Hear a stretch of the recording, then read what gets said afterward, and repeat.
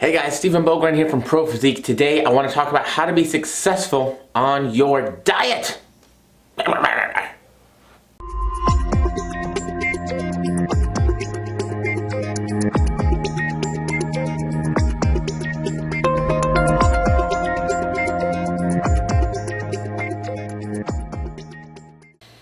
So hey everybody, happy Monday. Hope everyone's doing really well. Hope you guys had a great weekend.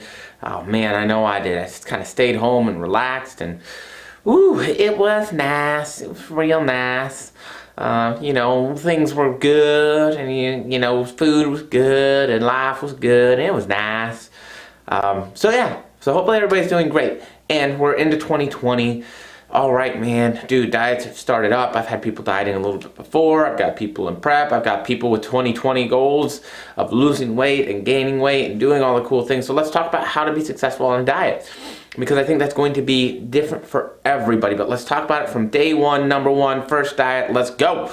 Go! Right? So the number one way to be successful on your diet is to plan ahead. Plan ahead. Make sure that you know what your macros are and you're planning ahead, especially if you're new to this.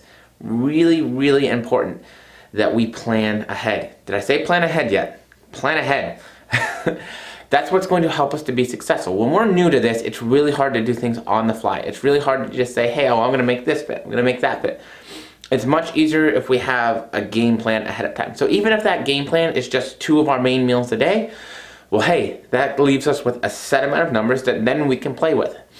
It's going to be hard to get used to everything. It's going to take time. It's going to take practice. Nobody is ever perfect and a pro at anything the first time they try it. It just doesn't happen. So plan ahead. I know it's time consuming. I know that that's annoying, but it does get better as time goes on. So take the time ahead. Just get it done now, right? Number 2. What's number 2? Number 2, he's already on number 2. Oh my God, number 2. Number 2, keep it simple. Now, this is a philosophy I like to use with life. And it's probably because I'm not too smart. Everybody would say, use the KISS philosophy, Stephen. I was like, I don't know what that means. And they'd be like, keep it simple, stupid. Keep it simple. Keep your food options and choices simple at first.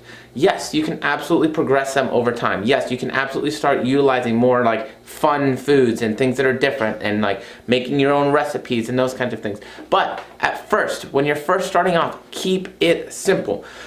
Utilize a lot of the same food sources that you know that you can make, that you know fit your numbers, that you know are going to be easy for you to track and to prepare and to have on the go. Keep it simple. A lot of people want to overcomplicate this process. And hey, yes, that is 100% the world we live in, and it's the industry. Let's be real. There's always a magic pill, right? There's no magic pill. And so one of the best things we can do is to keep it simple. Simple is easy. We don't have to think very hard for simple things. If we don't have to think hard and we don't have to put in a lot of effort, that means it's really easy for us to be successful with that. So sometimes keeping it simple is one of the huge components of just being successful with our dieting. Now, whether that's fat loss, whether that's reverse, whether that's maintenance, keeping it simple is super important. For myself, I legitimately eat the exact same breakfast every single morning. Now, one, yes, creature of habit, absolutely. It's super easy. Very rarely will I ever change it out. Even if I do, I change it out for like a protein shake and a banana. But I eat the same scramble every morning. Ham, 2 whole eggs, egg whites, and some low-fat cheese. It's super simple. It's easy. It's enough protein. It gets my day started, puts food in my stomach. It's not super calorie dense, but it's pretty voluminous, and it gets me set up for my day. Now, as I start increasing calories, I just add food to it. Super easy, right? Very, very simple. So that takes me into my next point. Use foods that are not calorie dense. Use very volume friendly, nutrient dense foods. What's that mean, Stephen? Fruits, vegetables, a whole wheats and grains, as long as you don't have celiacs, obviously, right? Those types of foods, lean proteins, right? We're not gonna use the 60-40 beef. That's probably not a good idea. That's going to leave us hungry and probably over on our fat intake, especially if we're in a fat loss phase. we probably want to utilize something like 90-10, or even like they make 96-4, right? If we're going to do ground beef, that's a much better option. It's going to have a lower fat content, higher protein content. You know, white meat turkey, chicken breast, white fish, all those kinds of things are going to be more bang for the buck in terms of the volume of food, the amount of food that you get to eat associated with the calorie intake that it's going to have, right? Now, I love cupcakes and cakes and Pop-Tarts and all those other delicious treats.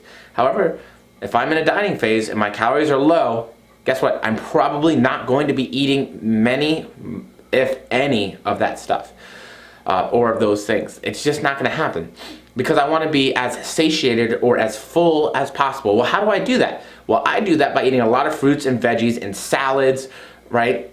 Utilizing those kinds of things that are going to keep my tummy full without having a huge calorie price tag on top of it, right?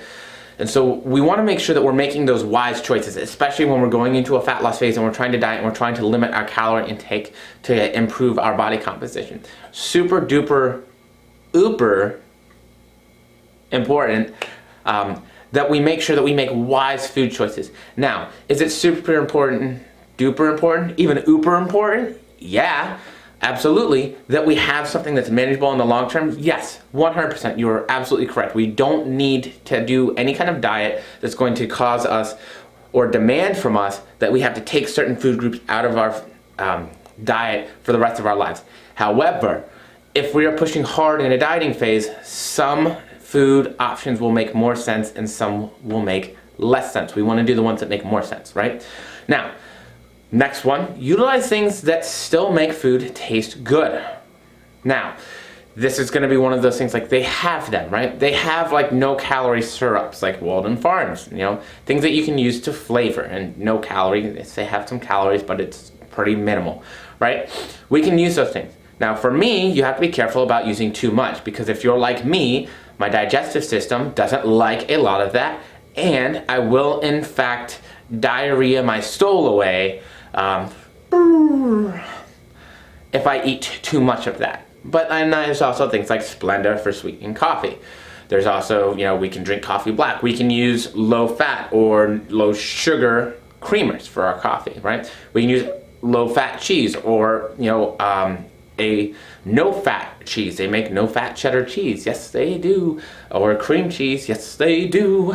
So they are making a lot of diet friendly foods nowadays, like diet friendly, calorie friendly options for these other things, okay?